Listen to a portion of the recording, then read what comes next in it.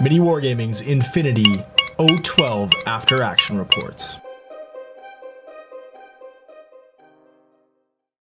Hey MiniWarGamers, welcome to the first episode of Operation Icestorm. I'm here with Owen, as some of you may know him as the Cooler.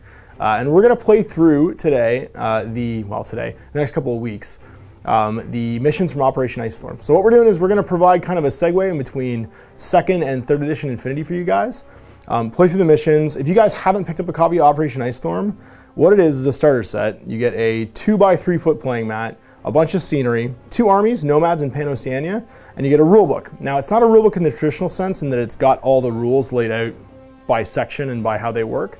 What it does is it gives you 6 missions to play through that basically teach you how to play Infinity. So we're going to go through all those 6 missions. It'll be about 3 weeks for you guys to watch them all. And they are going to teach you how to play the essentials of Infinity. So we hope you enjoy this. This is our segue into 3rd edition Infinity. We'll be playing some 3rd edition Infinity games after these come out. So enjoy watching them. And we're going to show you right now the force we're using for mission number 1, which I believe is called Perimeter something. Something Perimeter. Yeah, Perimeter Sweep or something like that. It's mission 1 of 6. Yeah, mission 1 of 6. Perimeter something. We'll show you the forces we're using in the table setup. Operation Icestorm, Mission 1, Perimeter Control. All right, so here we have our 3x2 foot mat. And normally Infinity's played on a 4x4 table, but this is what comes in the starter set. You get this mat, and you get 6 canisters. You'll see there's 5 of them laid out right now, and 5 buildings. Now, the 6th one, we're gonna show you right now. This is the way that they come. They come basically folded down, and then you pop them over, tuck the tabs in, and you're ready to play. So the scenery building is actually pretty quick, pretty impressive, and this is for mission 1. Basically, these guys get set up in a row, yep, like that. Now the buildings are slightly different. I'm gonna have Owen build a building too, because we actually don't need this building right now.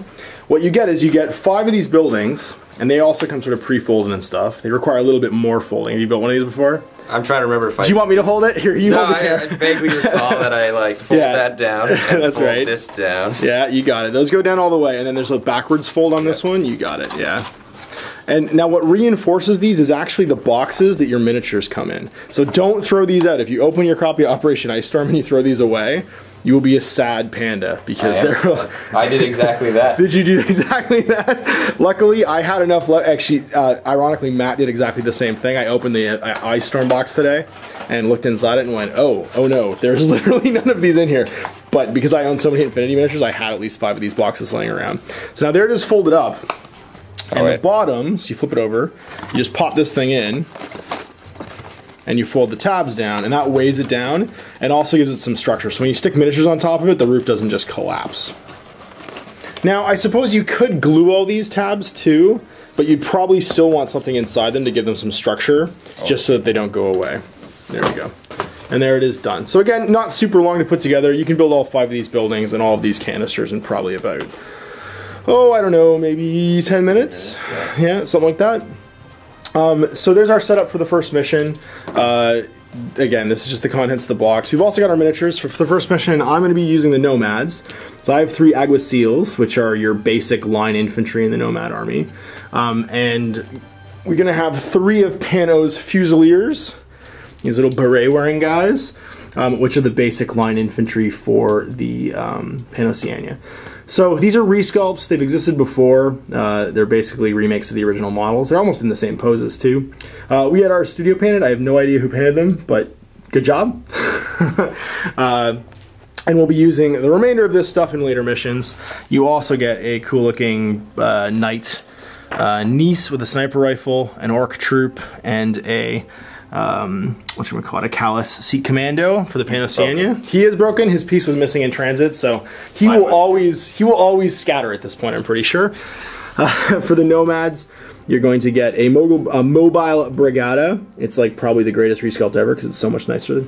Reverend Mother, she's a healer, so she's got a doctor skill. I think that's a 0. Is that a 0 or is that a Spectre? I know one's a Spectre and one's a 0. Yeah, so one of these 2 guys is a Spectre and one's a 0. For the new sculpts. And if you got the pre-order, you also get the cool like operative miniature. The guy with the knife is a Spectre. The guy with the knife's a Spectre. Gotcha. And the other guy is a Grenzer. Oh, he's a Grenzer, not a 0. Cool. And then, of course, you get this little objective marker. She's got a cool little suitcase gun, which I think is kind of neat. If you ever watch Ghost in the Shell, you've probably seen suitcase guns before. It like drops out and it becomes like a machine pistol. She's actually not a model in the game. She's just an objective marker, but she's still pretty neat. So she'll probably appear in one of our missions later on.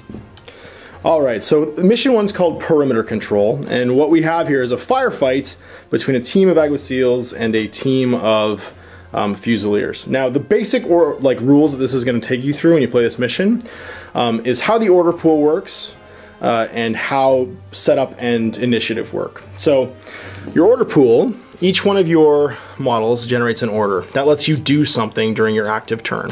So during your active turn, you can issue an order to do a skill. We'll go through skills later.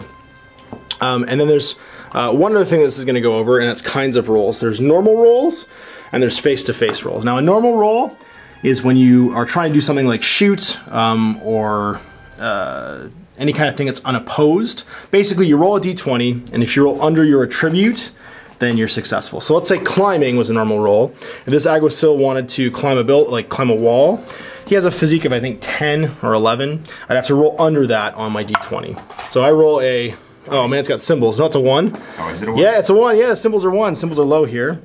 He would successfully then climb this thing and get on top of it. Now, if I roll higher than my skill, I fail, and there could be consequences or whatever. Then there's face-to-face rolls. So face-to-face roll is when somebody's trying to do something, and another guy, like this Fusilier, is trying to do it back.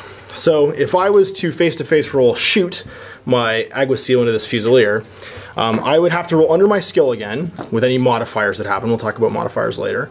So let's say I'm ballistic skill 11, so that's my shooting skill. I have to roll under my skill on these 3 dice. So I roll a 12, a 9, and an 18. So these 2 are going to miss. Now he's trying to shoot me back at the same time, so he's going to roll 1 dice. Go ahead, Owen, roll 1 dice. And roll a 4. So he succeeds as well. But in a face-to-face roll, every roll that you get higher than your opponent's successful rolls cancels them out. So my 9 here is going to cancel out his 4, which means at the end of all this rolling, I've hit this Fusilier once before his successful shot even goes off, and that's what we end up resolving. Every successful roll over your opponent's. Yep, every successful roll. Because there's a difference. Yep, yeah. But even the ones your opponent later on cancels out. Yep. Will cancel out I his was just lower clarifying because you just said every higher roll. So every successful higher roll, yeah. You got it, yeah. So you still have to succeed. The failures go away. So there is normal rolls and face-to-face rolls. Now, for setup, initiative is the thing that you're going to roll, and that's a willpower face-to-face roll against your highest willpower in your team. So let's check the willpower for an Alguacil. I believe it is 12? 13. My guys are 12. Your guys are 12, okay. So now it's a face-to-face roll between Pan and Oceania with a 12 and me with a 13. Let's see what happens. Nope. We both fail, so we roll again. I got an 18, he got a 17. You get a 5 to my 17. So you pass and I fail, meaning you've won the face-to-face roll, and you get to choose deployment zone. Now, the deployment zones are exactly the same here. It doesn't really matter. Yep. But you can then choose if you want to deploy first or second. So, would you like to deploy first or second? First. All right, so Fusilier deploying first. So his deployment zone's about 8 inches here. He's just going to put his guys down in cover. So here's the Fusiliers deploying, basically in a staggered line here in cover. So my Alguacils are going to do something close to the same. They're just going to deploy in their 8-inch deployment zone. In cover as well. So in this game we're going to use 4 kinds of orders. There is move, then there's move and ballistic skill attacks, so shooting, move and close combat attacks, so close combat, move and dodge. So move and dodge would be if I moved and somebody made an attack at me, I can make a physical roll, try and get out of the way. And then move plus move. So if we look at our stat lines, move plus move means you've got 2 movement values. So my Alguacils are 4-4. The first one is my first movement, the second one's my second movement. So sometimes heavy infantry and stuff will have a lower second movement rate. So they can move fairly quickly with their first move order, but their second one they slow down a little bit. Here's the stat lines of our Fusiliers. We'll reference them obviously throughout the game. So because he set up first, Owen's also going to get to go first. All right, so getting to go first, Owen gets to flip an order and give it to somebody. What would you like to do? All right, that's how we're going to do it? Yeah. You guys sit in the corner. All right, we'll give her an order. It's going to be a move. Well, all right. Move, and then I declare this. So yeah, so now the second thing that we're going to learn in this mission is AROs, automatic response orders. So as soon as you do your first order, Owen moves. Yep. We have to check to see if any of my models have line of sight to them. So, looking at my nomads, nobody here obviously can see that Fusilier, meaning that I do not generate any AROs. Now, I would have to declare all of my AROs at this point if I had any, and then he would get to declare his second short skill. So his second short skill will be... Move. Move again. All right, we're only using short skills right now, and the only ones we use, like I said before, were move, dodge, close combat, shooting, and I think that was it. So there you go. So there is your second short skill. Now I'll check my line of sight again, and nobody can see. So I can generate AROs in the second half of a short skill, at which point he's stuck with whatever order he has as his response. So there's your first order, second order. Move. Moving again. Yep. So moving 4 inches. Once again, checking my AROs. Nope, don't have any because you got lots of buildings in the way. And his second one is just going up this. All right, so he's going to climb. Now, there are ladders on these pieces of terrain. You don't have to make a climb test to climb the ladders. You just have to make a climb test if you are going to be... Nope, can't see you. If you're going to be going up a wall. Last order. Another move. This guy just to here. Oh, all right. Can you... Still can't see you. Still can't quite see me? Okay. And now here's another thing that we'll use right now, which is this little template. This is new in 3rd edition. So we're going to put down this template. You can see the orange part. You can see the orange part, then you can see me.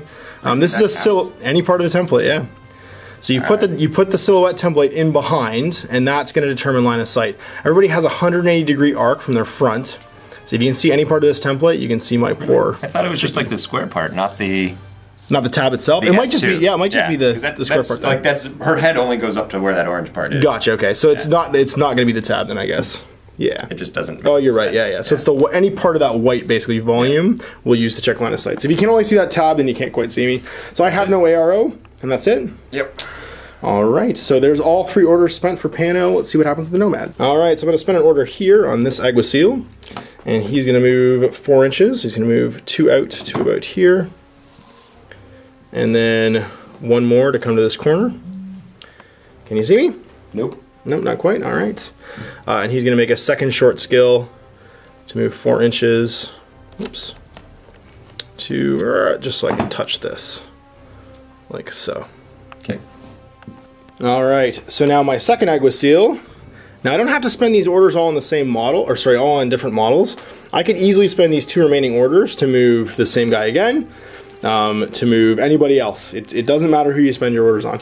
Owen happened to use an order on each model, but it's not. Oh, sorry, that's right. You used 1 on him and 2 on this guy. So it's an illusion to think that you have to use them all on different people. You can use them on the same guy if you like. All right, I'm going to spend an order to move this fella 2 inches to here, and then 2 inches to here with my second short skill. Do you have any arrows? Can you see him? That second short skill? No? Okay. That was only 1. He's only moved 4. Alright. Second short skill is going to be... Do I want to make a climb test? No, I don't think I do. I don't think I do. We're going to move... Actually, we're just going to stay with where we are with him. And our last order, our 3rd order, which I flipped over, we're going to use to...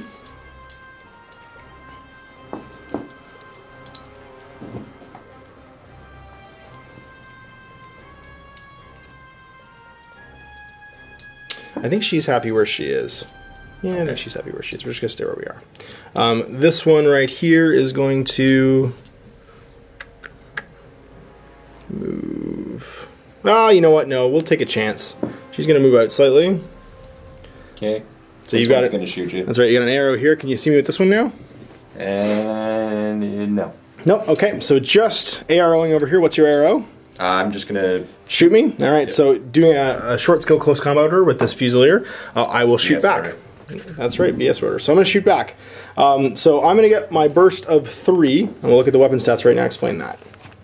So when you make a BS attack, what you do is you have to check your range for any modifiers. Now, you max out plus and minus modifiers at 12. Maximum of minus 12 if there's negative modifiers, a maximum of plus 12 if it's good modifiers. So now the way modifiers work is if the modifiers reduce your skill below 1, your thing automatically fails. So if we look at my combi rifle, it has plus 3 for being within 16 inches. So let's check range right now. Are we within 16 inches? We both have combi rifles. I think we are. Oh yeah, for sure. So we're both gonna get +3 roll rolls because of that. Now there's also cover. Now cover is, if you are in base to base with something that blocks line of sight to you, a -3 modifier. So both of us are in cover. We're in base to base with a thing that's gonna block partial line of sight to us when we use the template. So that's a -3 as well. So those two modifiers are gonna wash out, and we're both gonna use our basic skill. That's right, so it's a ballistic skill of 12 for a Fusilier, a ballistic skill of 11 for the Alguacil. Now, the only difference is, between the number of dice we're gonna roll, is I get to use the full burst of my rifle. Now the burst is how many shots you get during the active turn. So the burst is 3 for a combi rifle. In ARO, however, your burst drops down to 1. So he's gonna have to roll 1 dice against my 3. All right, so it's 3 dice, and he's gonna have 1. Now this is a face-to-face roll, so if he gets lucky here and gets a high roll under his BS, he could cancel. 12. That's right, if you roll at 12, you could cancel everything. Now there's also critical hits. Nope. He rolled a 14, so he missed. A critical hit cancels everything else if it's critical, and that's rolling exactly the number you need. So I got a 6 and an 8. There we go. That's gonna be 2 hits against that Fusilier. So now armor and damage works like this. You take the damage, which is 13 for a combi rifle, you reduce it by the armor of your model. So the armor on that Fusilier is 1.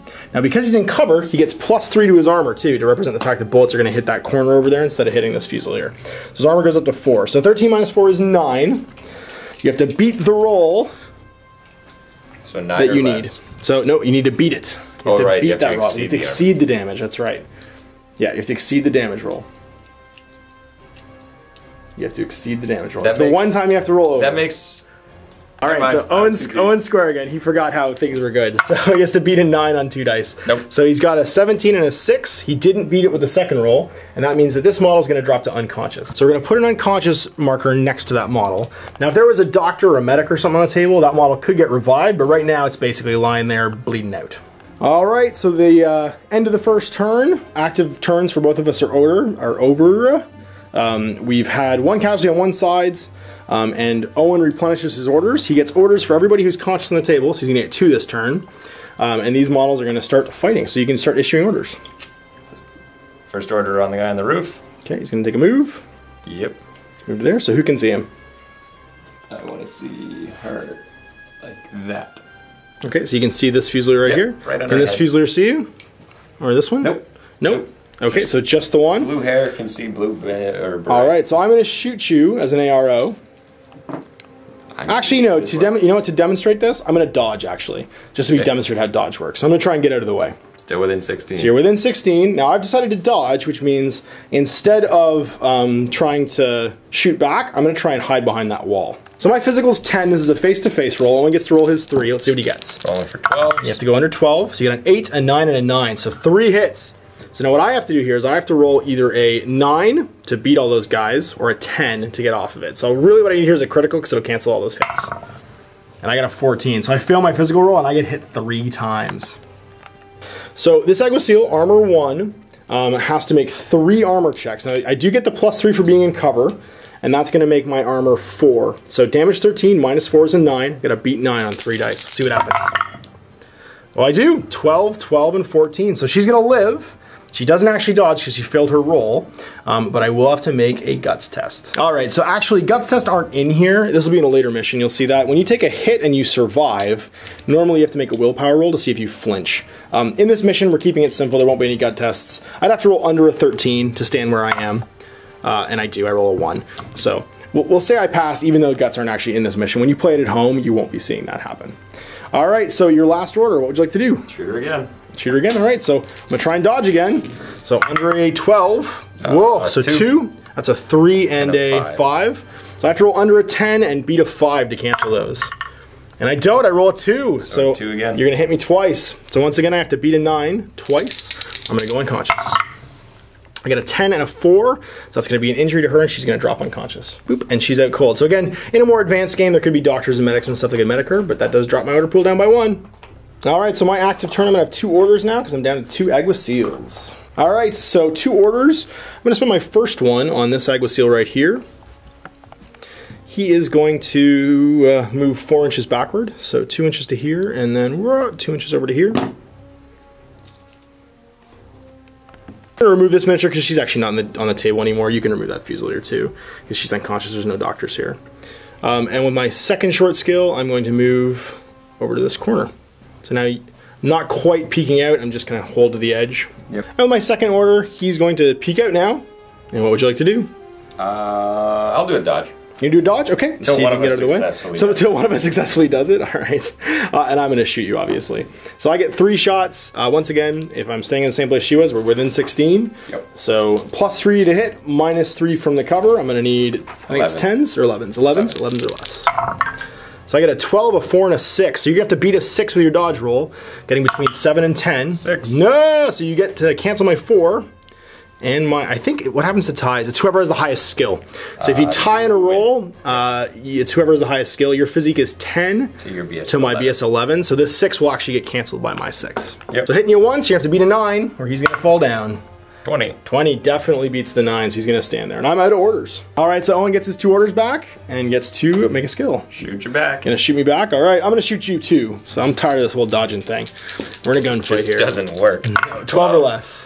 We got a 4 and a 1. A 1 and a 4. All right, so the symbols on these dice that come with this are actually 1s, which is good because it's usually a critical or an automatic success. So let's see what I get. I have to roll a 10 or less, or 10 or more. No, 10 or less. That's right. I rolled an 11. Oh, and I got an 11. Yeah. I criticaled. Woohoo! I dodged. So I'm gonna dodge back behind cover. You were shooting back. What did I say I was?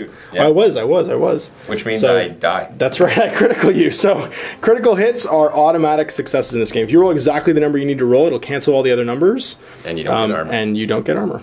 I actually got a rule wrong previously. In the last edition, if you tied on a roll, so when we got those 2 6s back there, the higher skilled would actually win. In this edition so far, or at least in this mission, if you get a tie, neither result is rolled. So you just cancel automatically. So I did get a critical there. He does get an armor roll right now. The critical success just trumps his successes. And he lives. And you live because you pass your roll of 9 or better for your damage roll. All right, you get to do it again. Yep. Looking for 12s. All right, I will shoot back once again. 1 4. Oh, so 1 4. I have to beat a 4 and get under an 11. I got an 18, so you hit me. So I take a hit and I have to beat a 9 or I'm going to go unconscious. 19, so I'm going to stand there and take it. All right, so with Owen out of orders, I'm going to get my 2 orders back. And this Aguacil is going to take a shot at you, flipping an order. So would you like to dodge or shoot back? You're going to shoot back? Alrighty.